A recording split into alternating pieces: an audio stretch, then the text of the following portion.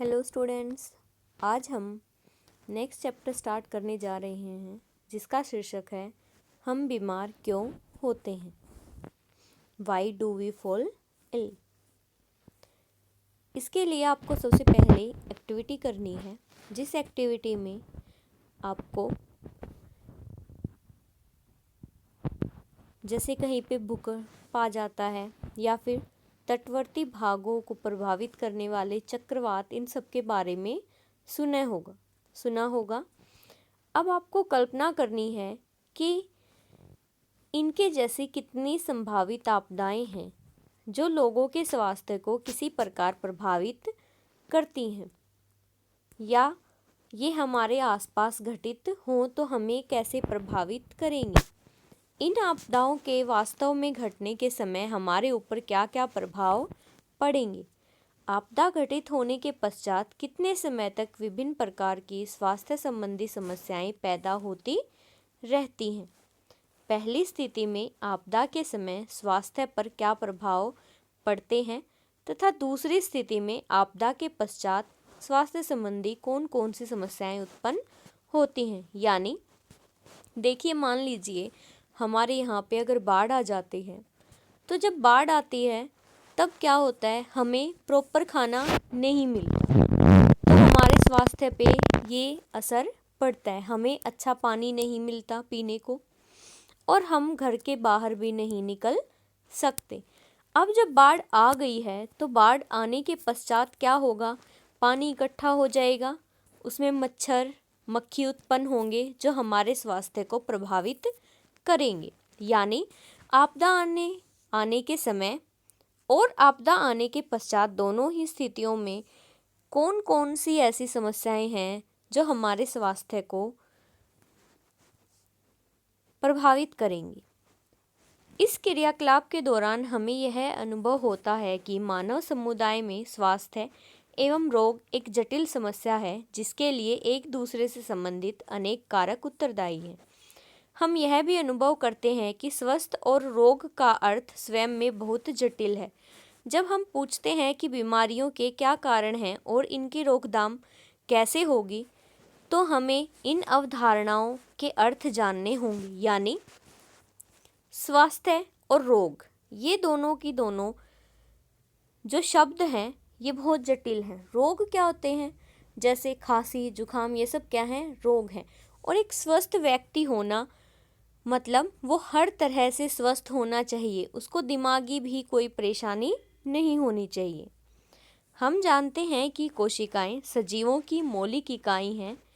कोशिकाएं विभिन्न प्रकार के रासायनिक पदार्थों जैसे प्रोटीन, कार्बोहाइड्रेट, वसा अथवा लिपिड आदि से बनी होती हैं।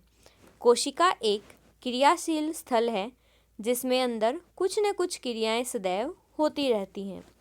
कोशिकाओं में जटिल प्रक्रियाओं एवं कुछ न कुछ मरम्मत का कार्य चलता रहता है। नई कोशिकाएं बनती रहती हैं, पुरानी कोशिकाएं नष्ट होती रहती हैं और हमारे शरीर में बहुत सी विशिष्ट क्रियाएं चलती रहती हैं, जैसे हृदय का धड़कना, फेफड़े सांस लेते हैं, वक्र से निस्पंद द्वारा मूत्र बनता है, मस्तिष्क सोचता है। ये सभी क्रियाएं परस्पर क्या हैं, संबंधित हैं। उदाहरणतः यदि वृक्क में निस्पंदन न हो तो विषैले पदार्थ हमारे शरीर में एकत्रित हो जाएंगे। इस परिस्थिति में मस्तिष्क उचित प्रकार से नहीं सोच पाएगा। यानी कि हमारे शरीर में जितनी भी क्रियाएं हैं वो सब एक दूसरे से रिलेटेड होती हैं। अगर मान लीजिए हमारी किडनी है, वो अच्छे से कार्य नहीं करेगी तो विषैले पदार्थ इकट्ठे हो जाएंगे और उस स्थिति में मस्तिष्क भी अच्छे से कार्य नहीं कर सकता। आइए अब हम समझते हैं स्वास्थ्य तथा इसका बिगड़ना, यानी स्वस्थ का महत्व या सार्थकता। हम सभी ने स्वास्थ्य शब्द को सुना है तथा इस शब्द का प्रयोग भी हम प्राय करते हैं। जैसे कि हम सब कहते हैं मेरी दादी का स्वास्थ्य अच्छा नहीं है। हमारे अध्यापक भी इस शब्द का प्रयोग करते हैं जब कहते हैं आपको अभिवर्ती स्वास्थ्य नहीं है। इस स्वास्थ्य शब्द का अर्थ क्या है? यदि हम इस विषय पर विचार करें तो हमें बोध होगा कि इनका अर्थ अच्छा रहने से है।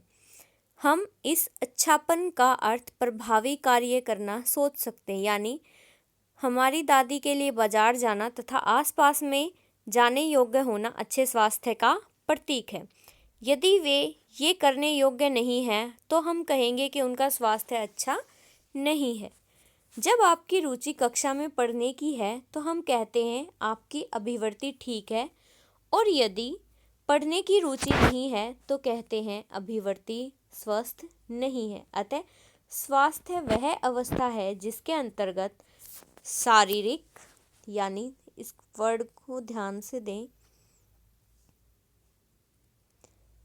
शारीरिक, मानसिक और सामाजिक, यानी वो शारीरिक तौर से भी स्वस्थ हो, उसे कोई बीमारी ना हो, मानसिक तौर से यानी वो अच्छे से सोच समझ सके, और सामाजिक मतलब उसका दूसरों के साथ व्यवहार भी अच्छा हो।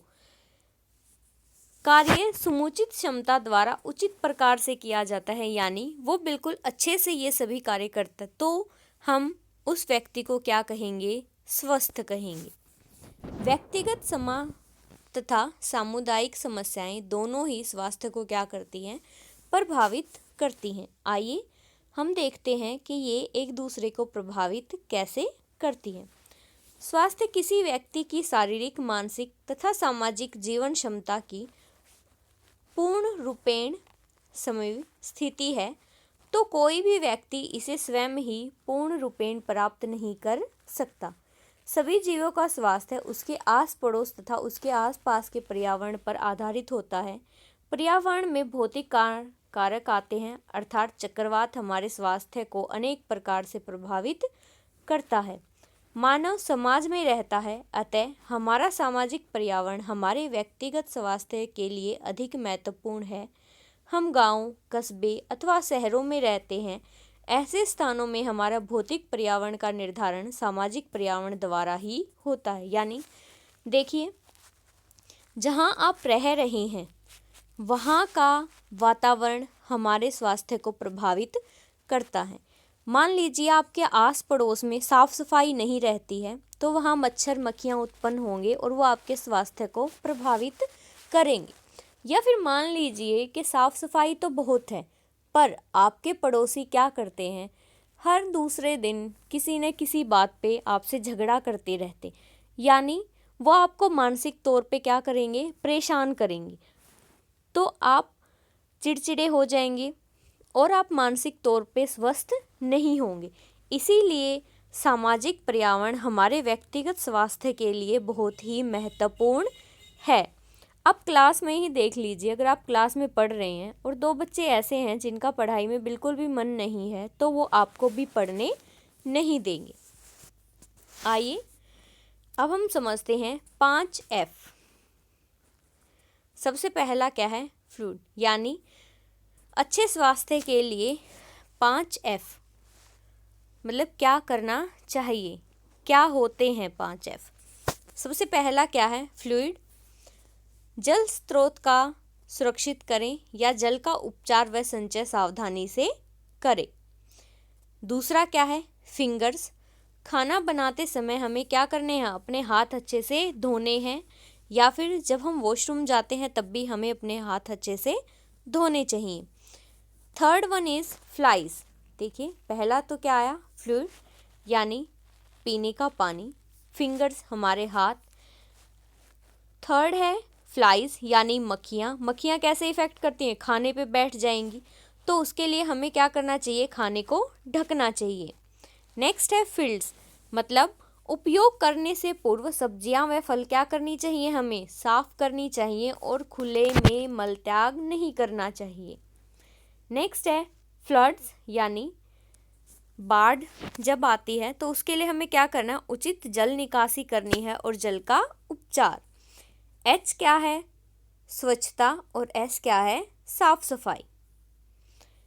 अब आपको ये अपनी नोटबुक में बनाना है, यानी ये वाला हिस्सा आपको अपनी नोटबुक में बनाना है कंप्लीट ऊपर से नीचे तक, और फिर आपको फ़ोटो ग्रुप में भेजनी है।